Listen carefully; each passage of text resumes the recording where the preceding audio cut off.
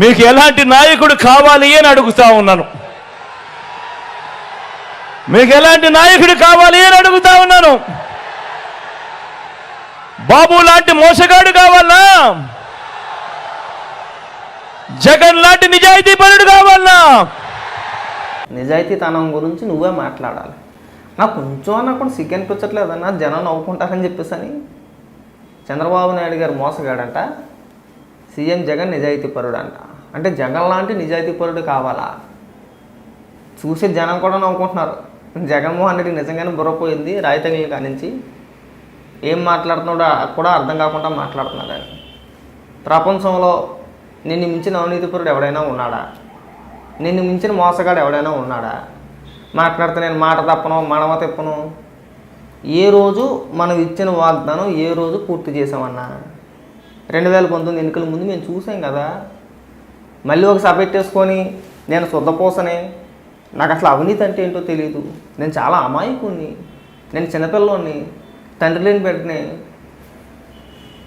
మాకే మెంటలెక్కిపోతుంది నీ స్పీచ్ చూస్తూ ఉంటే. ఆ రాశివాడు ఎవడో కానీ నన్ను ముందు మార్చేయండి. ఈ నిజాయితీ అవినీతి, అసలు అవినీతి అయినా కానీ ఓకే, కానీ ఈ నిజాయితీ అనే పదం నీ నోటంటే వింటుంటే సిగ్గేస్తున్నావు మాకే. ఎందులో నువ్వు నిజాయితీ పరుడు చెప్పు ఒకసారి. ఏమైనా అవినీతి కేసులు లేవా? నువ్వు జైలుకి వెళ్ళి రాలేదా?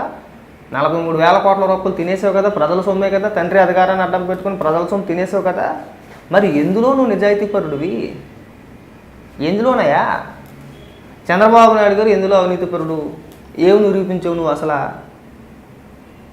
2019 ఎన్నికల ముందు చంద్రబాబు నాయుడు గారు 6,17,000 కోట్ల రూపాయలు అవినీతి చేశాడని చెప్పి పుస్తకం వేసావు. జీవోలతో సహా అన్నీ ఉన్నాయన్నావు. ఏమైంది ఆ పుస్తకం? మనం నిరూపించింది ఏముంది అక్కడ? ఏమీ లేదు. లేని స్కిల్ స్కామ్ ఒకటి తీసుకొచ్చి చంద్రబాబు నాయుడు గారిని అక్రమంగా అరెస్ట్ చేసే తప్పితే అందులో అయినా సరే నువ్వు నిరూపించగలిగావా? మరి ఎట్టా అన్న ఇలాంటి మాటలు ఎట్టా మాట్లాడుతున్నావు అసలు? ఇందాకేదో డైలాగ్ కొట్టావు ఒకటి, మీ బిడ్డ మాట ఇస్తే మాట తప్పడం, ఇచ్చిన మాటపై కట్టుబడి ఉంటాడని చెప్పేసి అని. మద్యపాన నిషేధం ఏమైందన్నా? అమరావతిని కట్టేస్తాను కదా ఏమైంది? పోలవరం పూర్తి చేస్తాను కదా ఏమైంది? ప్రత్యేక హోదా తీసుకొస్తానన్నావు కదా ఏమైంది?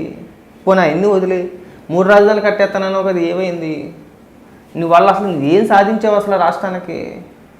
మళ్ళీ నీకు 175కి 175 ఎందుకు ఇచ్చేయాలి? దీనికి సమాధానం చెప్పి సరిపోద్ది.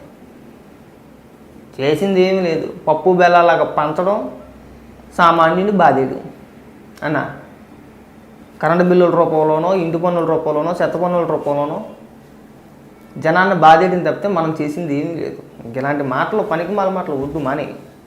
అది నీకు కూడా సీటు కాదు, మాకు కూడా వింటానికి మాకు కూడా చాలా చిరాగ్గా ఉంది. నిజాయితీ పడడానికి కానీ నిజంగా నాకు నవ్వు వచ్చిందన్న. నిన్ను మించిన అవినీతి పరుడు ఎవడైనా ఉన్నాడా మన దేశంలో? నిన్ను మించిన అవినీతి పరుడు లేనే లేడు.